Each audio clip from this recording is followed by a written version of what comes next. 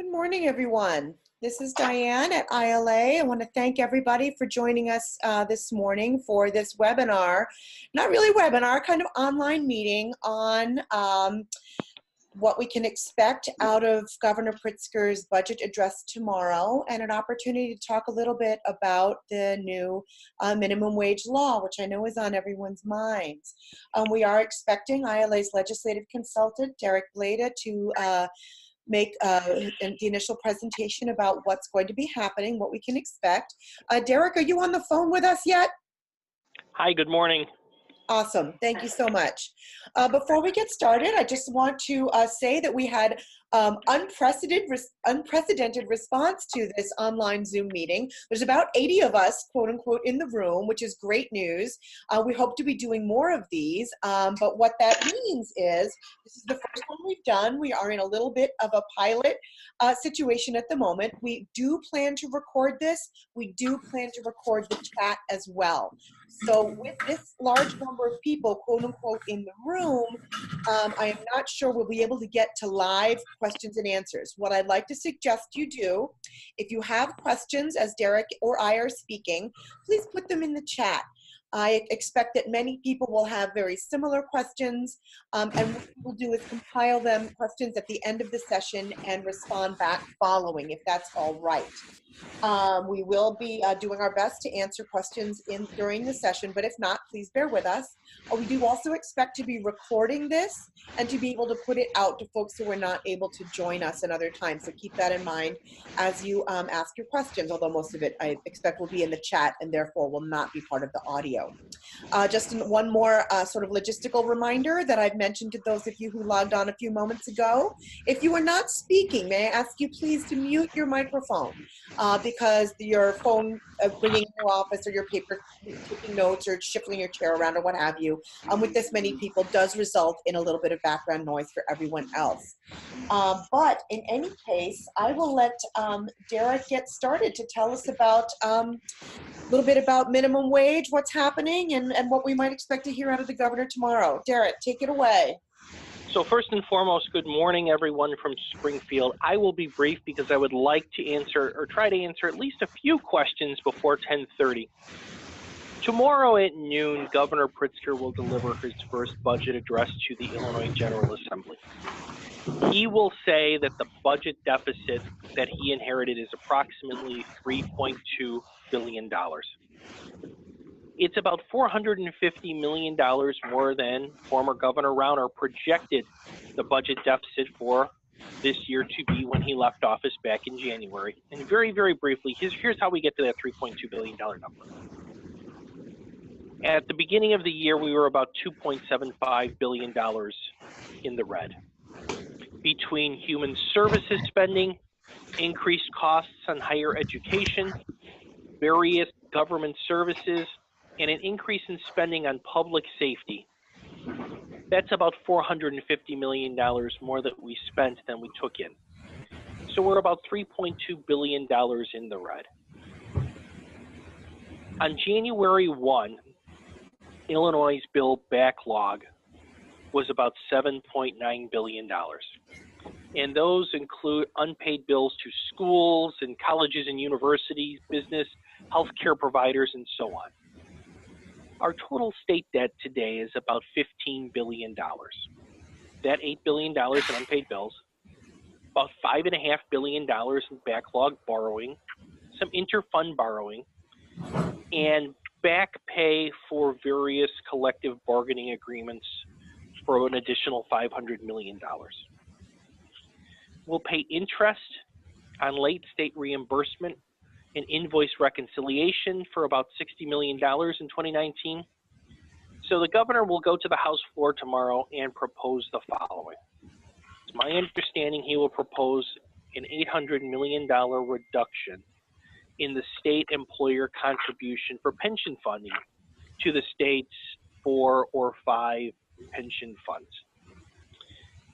He will propose a $2 billion bond offering to free up certain state resources to fund other programs and to fund new initiatives for 2020. If the legislature approves his bond offering on the pension system, Illinois' total state contribution into our state funds will go from a projected $9.2 billion to about $8.4 billion in fiscal year 2020. He'll also propose pushing out the full funding pension ramp from 2045 to 2052. He's going to propose an additional $375 million in K-12 education funding. Remember, a few years ago, the legislature passed a bill and Governor Rauner signed into law a 10-year goal proposal where the legislature would increase education funding for K-12 between $300 and $350 million a year. Governor Pritzker will propose his first budget to have $375 million in education funding for K-12. There will be an additional $100 million for the Early Childhood Block Grant Program, $55 million more than last year for state higher education needs, and an additional $50 million for the MAP program, the Monetary Assistance Program. Special education grants, state community colleges, some career and technical programming needs will also see state funding increases under his proposal.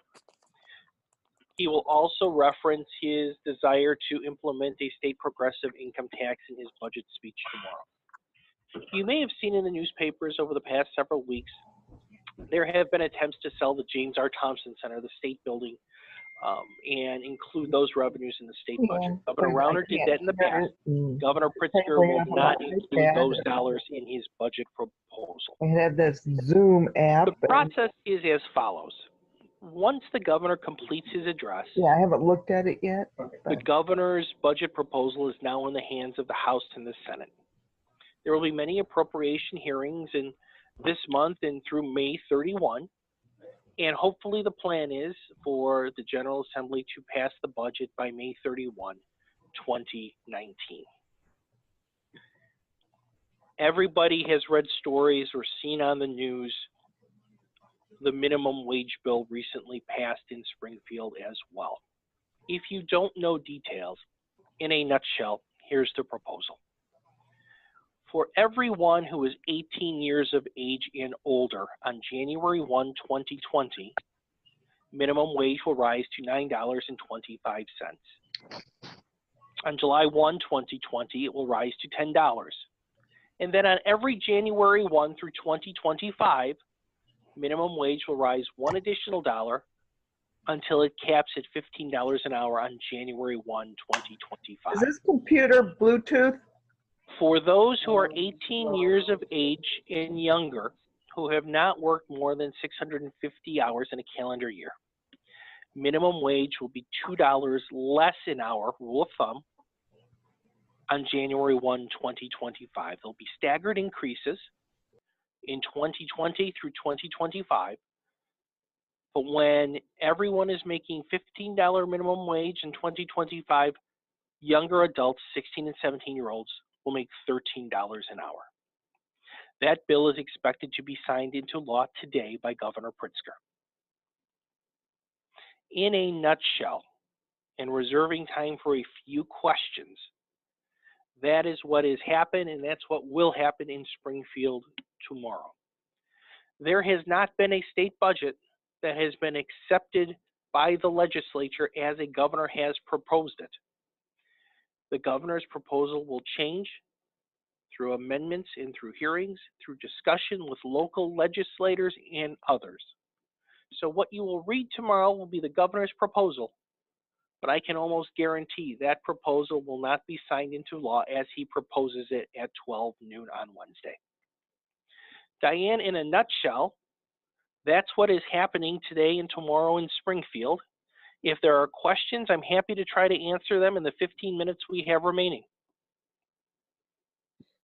Thanks so much, Derek. And I'd encourage folks to put your messages, your questions, if you have any, in the chat, and we will read them out to Derek, or I'll try to answer them myself. So I can speak a little bit about kind of what we plan to, quote unquote, do about this. Yes, and I see that there is a question to repeat the portion about under 18-year-olds, please. Derek, would you like to reiterate that?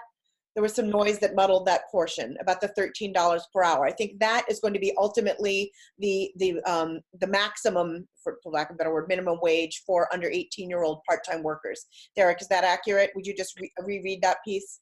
So if you have a pen, here's the breakdown. Beginning on January 1, 2020, for 16 and 17-year-old workers who have not worked more than 650 hours during your calendar year. Rule of thumb, your summer workers, your high school workers. Here's the breakdown. From January 1 through December 31 of 2020, minimum wage will be $8 per hour. In the next calendar year, January 1 through December 31, 2021, it will rise to $8.50. In 2022, minimum wage for 16 and 17-year-olds will rise to $9.25 per hour. In 2023, $10.50 per hour. In 2024, minimum wage will rise to $12 per hour. And on January 1, 2025, minimum wage for employees under 18 years of age who have not worked more than 650 hours will be $13 an hour on that date.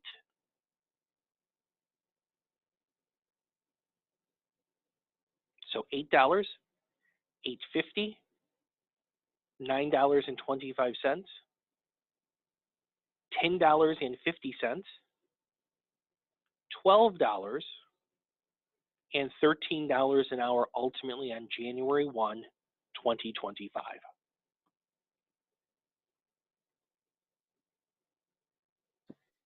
Thanks so much, Derek, and thanks so much for Lacey, who's posted the information right directly into the chat. I also put up a link to the page on the ILA website where we've outlined that. I'd like to point out that is a static page. It is the law as it was passed in the Illinois House, the Illinois Senate, and expected to be signed by the governor. So as Derek pointed out before, there may be budget amendments that are coming down the pike. And as we know, clearly there's a phase-in period between now and 2025. So this is the law as it stands now and that we expect to pass now. But as we look ahead toward the future, we do know that this is not a bad thing for library workers who have been, so traditionally underpaid for so long. We also know, though, that it is going to put a real strain on library budgets. I will say the folks that have been reaching out to the ILA office with comments about this are running about 40% in favor of the minimum wage law and about 60%, I don't want to say against because nobody's really against it, but with concerns about how we're going to pay for it. As we see in the law, there are some tax credits available for small businesses, but that doesn't help us, right? Because tax credits don't help us. So we do recognize that the need for library workers to be paid a living wage. We support that. We don't want it, though, to be on the backs of other workers who need to be fired or on the backs of other programs and services that need to be cut. So that's the trick before us. This is a very fast-moving situation in terms of passing the law. It is much slower in terms of its implementation. ILA has been speaking with the State Library of Illinois about what we might want to be able to do or ask about this to try to see if there is any way to get relief, budgetary relief for libraries to do this while still enabling us to pay people to the best of our ability and to now what is being required in the law. So that's kind of where we are now. I don't have a definitive answer at the moment for what exactly would be our ask or our approach about this, but please know we are aware and we will be working on some solutions for you. So I see a couple of questions in the chat. I'm actually going to answer the second one that I see first because I think it's more clear. It is, there was in the ILA email about employers that had fewer than 50 employees that were exemptions. So it's not an exemption. They still have to comply with it, but there's a tax credit that's going to be available for them. That doesn't help us. Is there a certain number of hours for 18 and older workers to receive the minimum wage? The answer to that is there is no exemption other than the phase-in period for workers 18 and over. The exemption is only for workers who are both under 18 and under the 650 hours. So I will go back to the question prior to that, which is, so is the 650 hours per year, if I have a 16-year-old who sells books is under 500, they continue to make that lower minimum wage. So yes, Alyssa, they would make the minimum wage that is outlined in the scale that Lacey posted in the chat and that's available on the ILA website right now. So if they work over, do they make the adult minimum? That is a great question, and I don't know that. Derek, do you have a sense for that?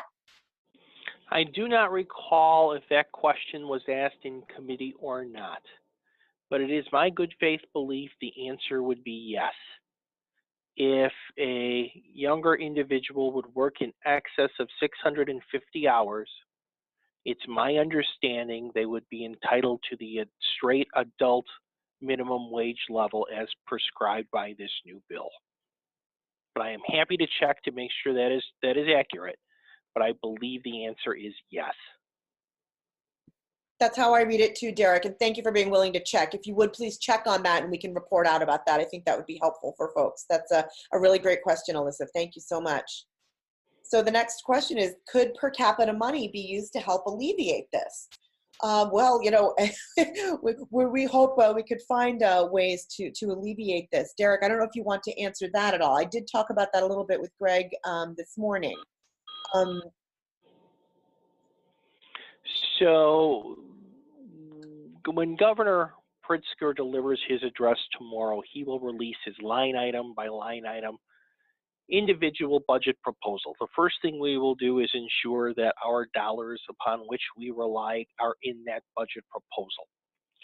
We will work as hard as we possibly can to nudge those numbers up from where they were in the 2019 budget. Last year, the Secretary of State's library line items were fully funded. That would require an increase in the appropriation, assuming the governor proposes us to be funded as we were last year.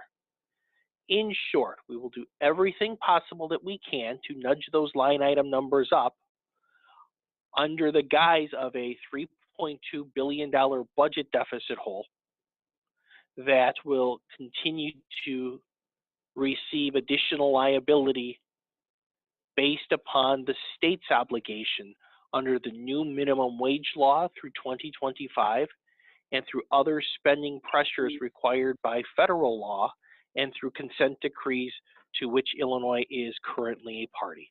Long story short, we will do our best to try to nudge those line items upwards from wherever the governor proposes them to be tomorrow.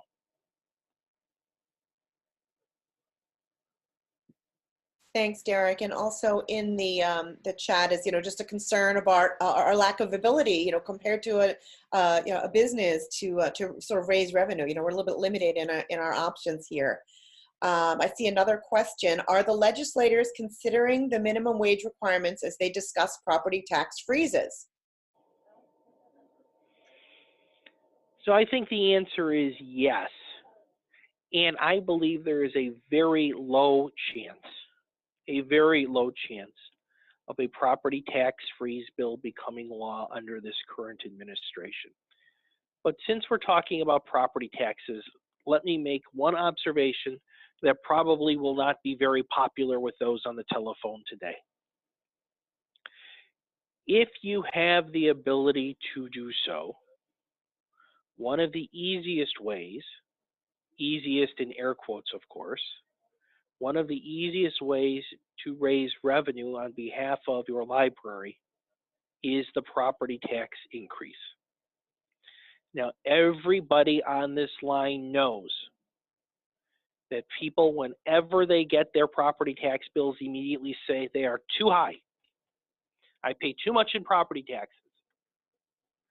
However, because the property tax is our main source of revenue, I would suggest, and obviously these decisions are up to you and you alone, I would suggest that a property tax component be part of your local discussions when you are talking about the budget for next year. For no other reason than the state budget continues to run a deficit. There will be additional spending pressures in Springfield. And if you have the ability to generate dollars locally, I think you should at least have the discussion on whether or not you want to do so based upon either minimum wage or other spending pressures that your local libraries face today. Thanks, Derek. Yeah, we know that some libraries are not typically, because we want to be responsible and we want to be sensitive to the people living in our communities who are unhappy about the taxes.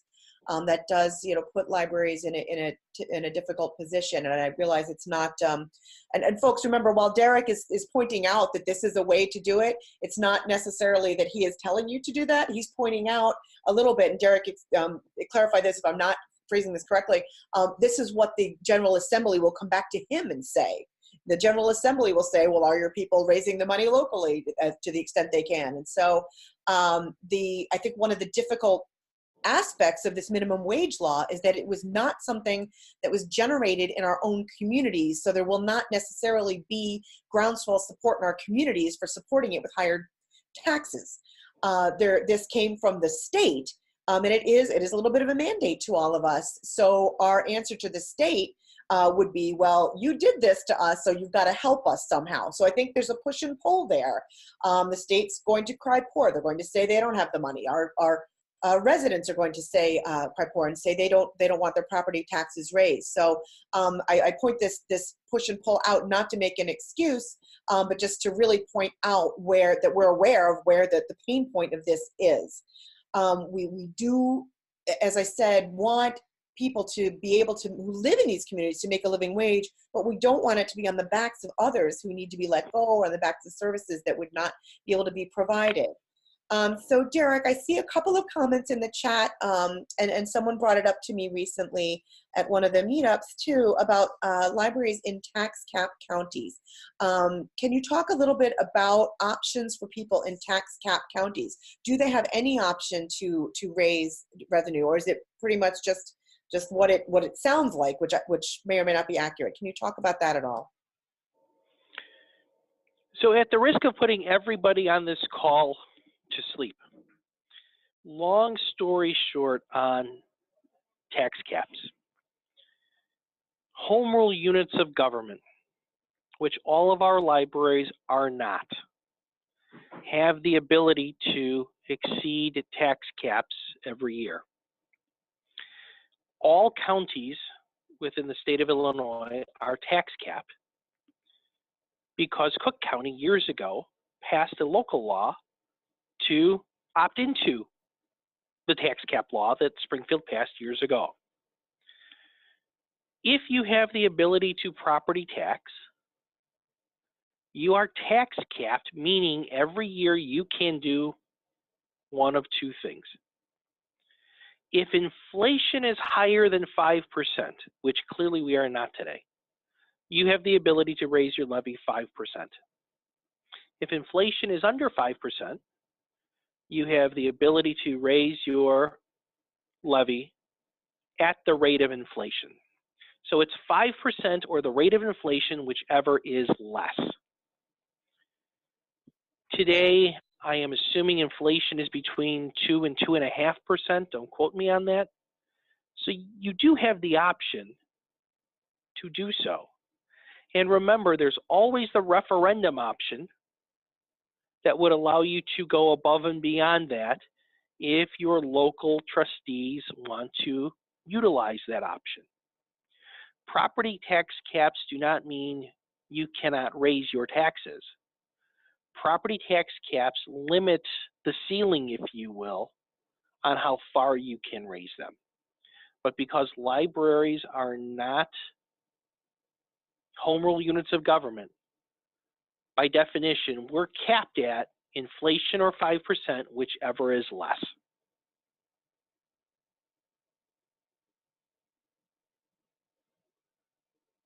I hope that answers the question. Thanks, Derek. This is Diane. I mean, it certainly clarifies it. Thank you. Thank you so much. That is helpful for people to know and to hear, and they may already know what they could do. It's still, we recognize that it's going to be a difficult sell in a local community, but that's that's kind of where we are.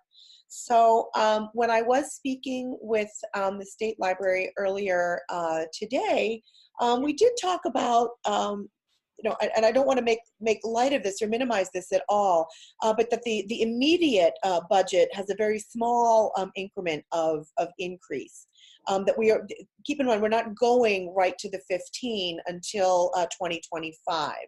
I also learned that there are perhaps more directors than we might have previously thought in the state of Illinois who don't earn that much money currently. So there really is a great ways to go between what library workers, even up to the director level, are earning now and what they will be required to be paid by 2025. And keep in mind, this only kind of lifts up the ones who are earning the minimum wage. What about the folks who are earning, a little bit more than those folks? Would this cascade into additional raises for folks down the line, which, hard to argue against raises for library folks, I know, because we need it. Let's see. I hear, so there's another question in the chat. Derek or Diane, yesterday we heard there was money for capital expenses in the budget for libraries. Do you have any more info on this? So I believe this was a comment that one of the legislators made at yesterday's Buffalo Grove meetup. Derek, what do we know about that, if anything? So I can appropriately answer that question tomorrow after the governor proposes his budget. I have not seen the full document. The document is usually about the size of the old phone books when there were phone books floating around. That would be in one or two specific line items, and I will check tomorrow after the governor proposes his budget to see how much is there for 2020. That's great. Thank you. We've got about 3 minutes left. If anyone has another question or two, and if a question occurs to you later, please do send it in. I'm going to put I figure you guys all know how to get me, but if not, here's my email. Please send them, because this is a sort of rapidly developing situation, and we are going to be working with our fellow partners at the state library and in the systems, and even beyond library land, because as I noted, libraries aren't the only entity in the state that's kind of capped on its ability to raise revenue that's going to be squeezed by this. So we'll be looking for partners, and we'll be looking for strategies for ways to get library workers the money they need with some relief for library budgets. And that's actually a great point. I see 3 questions here. The first one, any idea if per capita grant monies will be released soon? I do believe the state library lets us know about that periodically. I believe they will. I don't have updates on that, but we can figure that out. Excellent point about the IMRF costs as wages increase. For those who don't know, IMRF is the retirement fund. You guys probably all know that. But yeah, any contributions to retirement funds that are based on a percentage of salaries, costs are going to increase across the board. They really are, because of this. To the benefit of the workers who get it, not to the benefit of any workers who might be laid off in order to pay for this. So it's definitely a push and pull. And so I see another question, is ILA or Rails going to host workshops on how to adjust our salary scales to feather the increases? So that's a great suggestion. I don't know yet. The trouble with doing stuff like that on an ILA or Rails or Heartland, for that matter, system-wide or state library level, is that the libraries that we represent and are among our membership are so different in their needs or in their budgets. That's not a reason to say we can't do it, but keep in mind, if we did do it, we'd have to say, here's one way you might do it in a library funded at this level with this number of people working there and in service. Here's one way to do it at a mid-level, and here's one way to do it, because libraries at all levels really are impacted by this. So I think that is an open question. We'll look to see what might be helpful to people. And what we might be able to, what might be helpful on a state level for you guys. I see one last question, which will be our last. We're at 10:29. Since we have levied for our fiscal year 1920 taxes and minimum wage goes into effect 1/1/2020, do we need to amend our levy to adjust for the pay increase? Oh, and someone else, sorry, before we get to that, someone else had asked about the property tax freeze. Derek, just a moment ago, had noted he thought that property tax freezes under this new administration were fairly unlikely. No one's making promises, but we feel like that is not a current priority, although we know there's some pieces of legislation that have been proposed about that right now.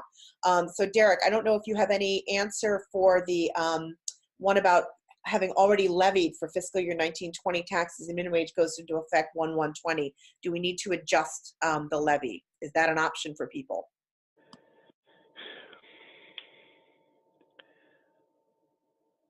I believe it is under certain situations, but I would have to check state law to determine, one, if that is possible, and two, what are the procedural steps by which you can do that. So I'm going to have to defer and get back to you on that one, Diane. Okay, that's great. Thanks, everybody. So I feel like we do have a couple of questions to respond back to a little bit later. Everyone will get a link to the recording and the contents of the chat and answers to the questions as we have them. So thank you, everyone, for joining us. You all were excellent participants. I feel like our pilot went reasonably well this morning, and perhaps we'll host some more of these in the future if they seem to be helpful for people. So thank you very much, everybody, and we'll talk to you soon.